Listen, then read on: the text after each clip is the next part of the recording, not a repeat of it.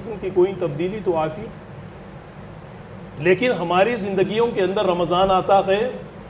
دوسرا رمضان آتا ہے، رمضان ختم ہو جاتا ہے،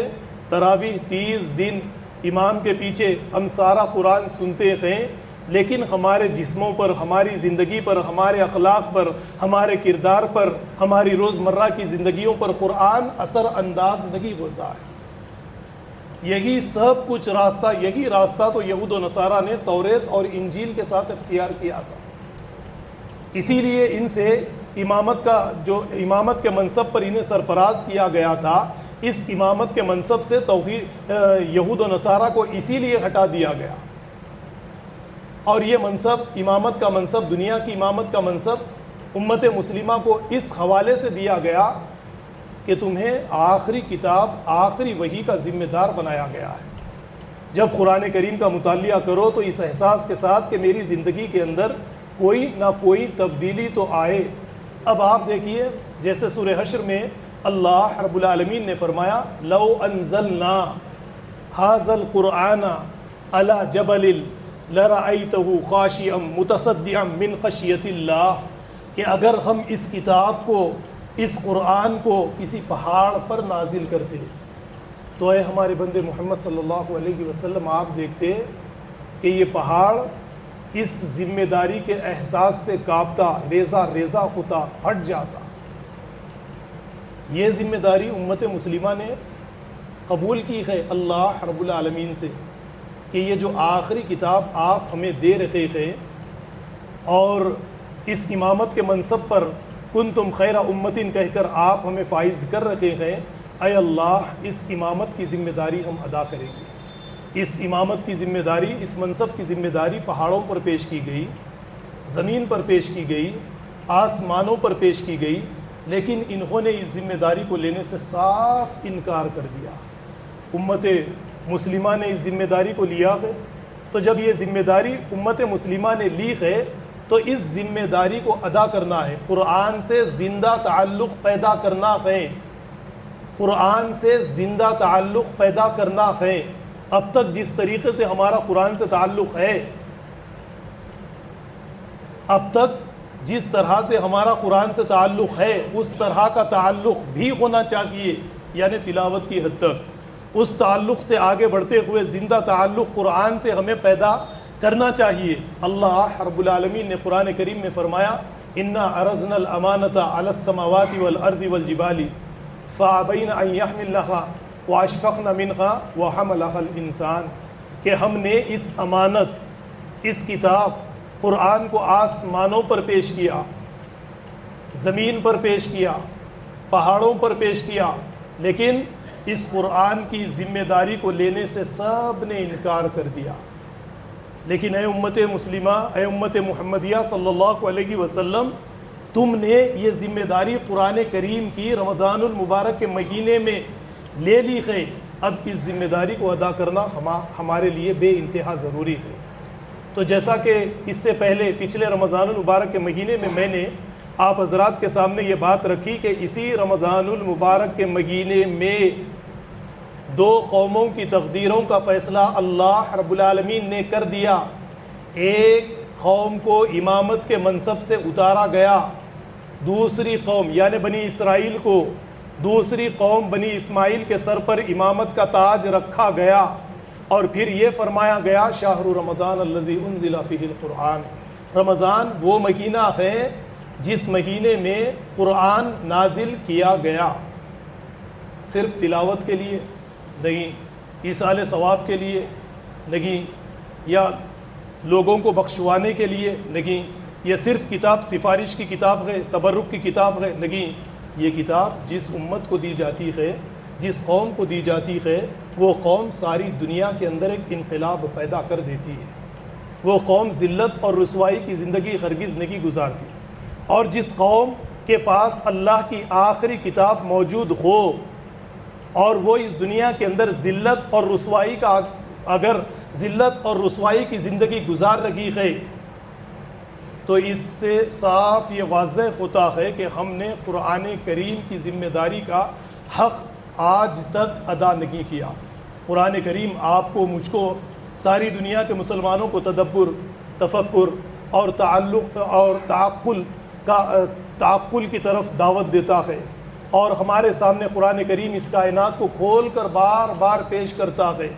اور صحابہ کرام کے سامنے جب یہ قرآن کریم آیا تو انہوں نے یہی سمجھا کہ یہ قرآن صرف تلاوت کی کتاب نہیں ہے، اس کی تلاوت تدبر اور تفکر کے ساتھ ہم کریں گے، اس کا مطالعہ ہم گہرائی کے ساتھ کریں گے۔ اور جب انہوں نے اس کتاب کا گہرائی کے ساتھ مطالعہ کیا تو اللہ رب العالمین نے انہیں دریافت یعنی سائنس کے میدان میں اتار دیا۔ الذین یذکرون اللہ قیاما وقعودا وعلی جنوبہم ویتفکرون فی خلق السماوات والارض ربنا ما خلقت ھذا باطلا سبحانک فقنا عذاب النار۔ مسلمان وہ ہے جو قرآن کریم کی تلاوت کرنے والے، جو رمضان المبارک کے روزے رکھنے والے، وہ مسلمان ہیں جو بیٹھے بیٹھے لیٹے لیٹے اپنی کروٹوں پر اللہ کی کائنات میں غور و فکر کرتے ہیں، زمین و آسمان میں غور و فکر کرتے ہیں، رات اور دن کے آنے جانے میں غور و فکر کرتے ہیں، اور یہ کہتے ہیں کہ اے اللہ آپ نے اس کائنات کو بیکار بے فضول پیدا نہیں کیا، اے اللہ ہمیں جہنم کے عذاب سے بچائیے۔ یہ ہے قرآن کریم کا مطالعہ، ایک نیا ذہن، ایک نئی ہلچل، ایک نیا انقلاب مسلمانوں کی زندگیوں کے اندر قرآن کریم پیدا کرتا ہے۔ کیا یہ انقلاب ہمارے اندر پیدا ہوا رمضان المبارک کے مہینے میں؟ تراویح کی نماز میں سارا قرآن سننے کے بعد میں ہماری زندگیوں کے اندر کوئی تبدیلی آئی؟ رمضان المبارک کے مہینے میں قرآن کریم کو ختم کرنے کے بعد میں ہماری زندگیوں کے اندر اس طریقے سے کوئی تبدیلی آئی؟ کائنات کا ہم نے مطالعہ کیا کبھی؟ ہماری اپنی زندگی میں، اخلاق میں، کردار میں کوئی تبدیلی، ہمیں کسی قسم کی کوئی تبدیلی محسوس ہوئی؟ نہیں ہوئی۔ اگر نہیں ہوئی تو پھر ہم نے قرآن کریم کی تلاوت کا حق آج تک ادا نہیں کیا۔ قرآن کریم کے نازل ہوتے ہی آپ دیکھیں گے کہ صحابہ کرام کی زندگیوں کے اندر تبدیلی آئی، مکہ میں تبدیلی آئی، مدینہ میں تبدیلی آئی، اور ایک ایسا انقلاب آیا کہ وہ صحابہ جو کبھی پڑھنا لکھنا نہیں جانتے تھے، یہ کائنات کو انہوں نے اپنی تحقیق کا، اپنے تجسس کا موضوع بنا لیا۔ جو پڑھنا لکھنا نہیں جانتے تھے، یہ سورج، چاند، ستاروں اور ستاروں کے فاصلے، یہ تمام چیزوں کی تحقیق کرنے لگے، دریافت کرنے لگے، سائنس کے میدان میں پہنچ گئے تھے۔ تو قرآن کریم نے ان کی زندگیوں کے اندر اس قسم کا ایک انقلاب لا دیا تھا۔ اسی قسم کا انقلاب ہماری اپنی زندگیوں کے اندر اگر آئے تو یہ رمضان المبارک کا مہینہ ہمارے لیے بابرکت مہینہ ہے، ہماری زندگیوں کے اندر تبدیلی لانے والا مہینہ ہے۔ قرآن کریم کی تلاوت حقیقی تلاوت ہے۔ اگر ایسا نہیں ہے تو پھر کچھ نہیں ہے، سوائے جیسا میں نے شروع میں بات کہی کہ کچھ آوازوں کا سن لینا، کچھ الفاظ کا پڑھ لینا طوطے کی طرح ہے، اس کے علاوہ اور کچھ نہیں ہے۔ جیسا کہ آپ تاریخ اگر دیکھیں گے تو آپ کو پتہ چلے گا کہ قرآن کریم نے کیسا انقلاب لا دیا مسلمانوں کی زندگیوں میں، امت مسلمہ کی زندگیوں میں کیسا ایک بہترین انقلاب برپا کر دیا۔ جیسا کہ شاید آپ جانتے ہوں گے کہ رازی کا نام تو آپ نے سنا ہوگا، اس نے پہلی مرتبہ چینچک اور خسرہ یہ جو بیماری ہے اس کی دریافت کی، اور اس کے فرق کو لوگوں کے سامنے، دنیا انسانیت کے سامنے واضح کیا، اور پھر اس فن پر ایک کتاب ترتیب دے دی، اور جملہ امراض اور اس کے علاج پر 30 جلدوں پر مشتمل ایک کتاب لکھ دی۔ یہ رازی کو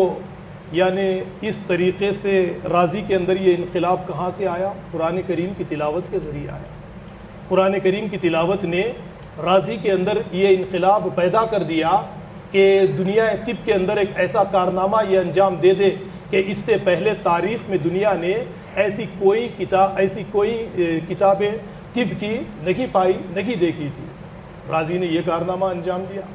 پھر اسی طریقے سے اگر آپ دیکھیں گے تو مسلم ممالک عراق سے، شام سے زراعت کی تکنیک کا آغاز ہوا، اور یہ تکنیک پھیلتے پھیلتے سارے اسلامی ممالک اور اس کے بعد میں نکلتے ہوئے سارے غیر اسلامی ممالک تک پھیل گئی۔ اور پھر اس کے بعد میں شاید آپ جن لوگوں نے تاریخ کو دیکھا ہے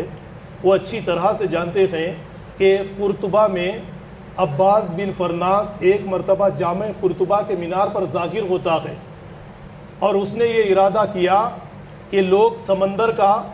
کشتیوں کے ذریعے جہازوں کے ذریعے سفر کر رہے ہیں،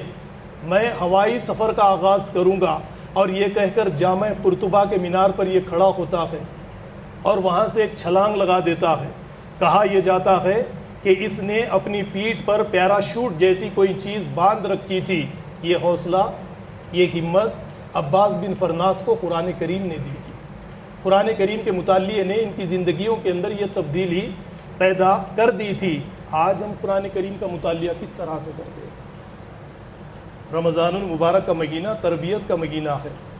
رمضان المبارک کا مہینہ تزکیے کا مہینہ ہے، رمضان المبارک کا مہینہ انقلاب کا مہینہ ہے۔ رمضان المبارک کے مہینے میں اگر ہماری زندگیوں کے اندر انقلاب نہ آئے، ہماری زندگیاں